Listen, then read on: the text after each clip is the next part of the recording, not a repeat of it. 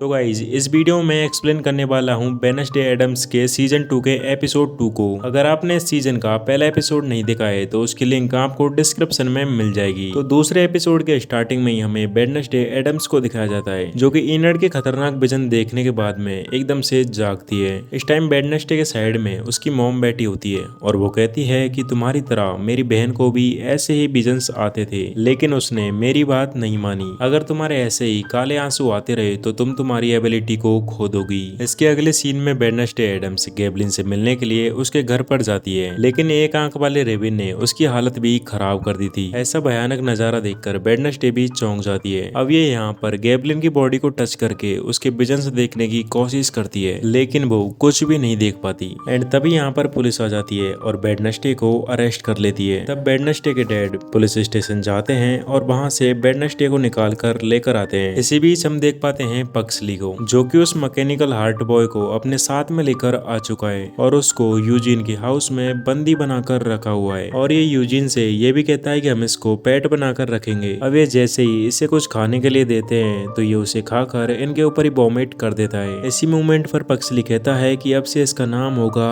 Slur. इसके बाद में हम देख पाते हैं एनेड को, जो कि वेडनेसडे के साथ में प्रेइंग कर रही होती है और कहती है कि तुमने भी तो मुझे प्रेइंग करने के लिए उस बेड पर आंख को रखा है। वेडनेसडे जैसे ही उस आंख को देखती है तो वो समझ जाती है कि ये उस आदमी की यानी कि गैब्लिन की है। वहीं दूसरी तरफ बाहर सभी बच्चे एक दूसरे को प्रेइंग कर रहे होते हैं। कोई किसी को पत्थर बना रहा है, कोई किसी को हवा में उड़ा रहा है, ना जाने क्या क्या। यहाँ तक कि एनेड के नए क्रश के ऊपर मधुमक्खी भी छोड़ दी जाती है। वहीं पर हम देख पाते हैं स्कूल के प्रिंसिपल और एक पुराने प्रोफेसर को, जिनका पूरा शरीर मैकेनिकल तरीके से बना हुआ था। तभी यहाँ पर वेडनेसडे आती है और पूछती है कि क्या यहाँ पर कोई बर्ड्स को कंट्रोल कर सकता है। तो प्रोफेसर कहते हैं कि नहीं, यहाँ पर पिछले 10 सालों से कोई भी एवियन एनरोल नहीं हुआ है। इसके बाद में वेडनेसडे डिसाइड करती है कि वो टायलर से मिलने के लिए जेल जाएगी। अब ये पहले तो एनेड को ड्राइविंग सिखाने वाले टीचर के पास में जाती है और कार को हाईजैक कर लेती है। यहाँ पर वेडनेसडे कार को इतनी तेज और इतनी स्पीड से चलाती है कि ड्राइवर के होश उड़ जाते हैं। टायलर को फिलहाल एक साइकेट्रिक हॉस्पिटल में रखा हुआ था। टायलर के पास में जाने के बाद में टायलर वेडनेसडे को मैनिपुलेट करने की कोशिश करता है, लेकिन वेडनेसडे उसकी बातों में बिल्कुल भी नहीं आती। टायलर को अपने डैड के चले जाने के बाद में भी कोई भी फर्क नहीं पड़ता। वो समझ चुका था कि वेडनेसडे यहाँ पर मुझसे हेल्प लेने के लिए आई है, लेकिन टायलर वेडनेसडे को ऐसी डार्कनेस सिचुएशन में देखना चाहता है और कहता है कि वो जैसे ही एनेड को देखेगा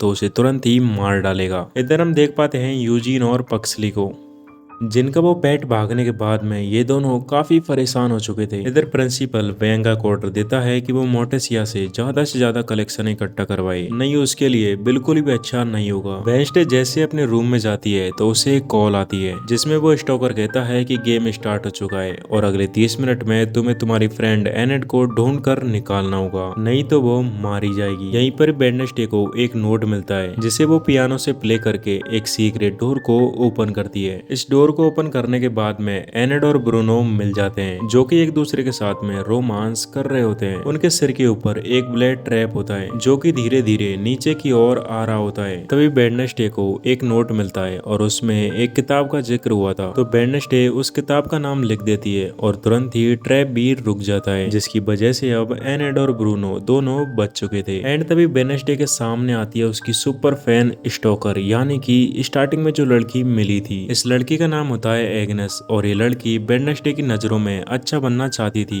इसके पास में जो एबिलिटी थी वो थी इनविजिबल होने की, और ये उसी की वजह से वेडनेसडे पर नजर रख पा रही थी। अब एग्नेस वेडनेसडे को शेरिफ का फोन देती है और कहती है कि मैं आपके इस केस में हेल्प करूंगी, लेकिन वेडनेसडे इसमें बिल्कुल भी इंटरेस्टेड नहीं होती और यहाँ से चली जाती है। लेकिन वो जैसे रूम में जाती है तो वो देखती है कि वो रेविन उस पर नजर रख रही है और उसके आते ही वो वहाँ से उड़कर भी चली जाती है। बियंका, जो कि बैरी के प्रेशर में आकर मोटेसिया पर सायरन सॉन्ग का यूज भी कर रही थी, क्योंकि बैरी को हर हाल में ज्यादा से ज्यादा डोनेशन चाहिए था। अगले सीन में हम एक रास्ते में उस ड्राइविंग सिखाने वाले आदमी को देख पाते हैं, जो कि कहीं पर जा रहा होता है, लेकिन उसे रास्ते में वो मैकेनिकल हार्ट वाला बॉय मिल जाता है और तभी वो उस पर हमला कर देता है, जिसको पक्सली ने जिंदा किया था। और इसी के साथ इस एपिसोड का एंड भी यहीं पर हो जाता है।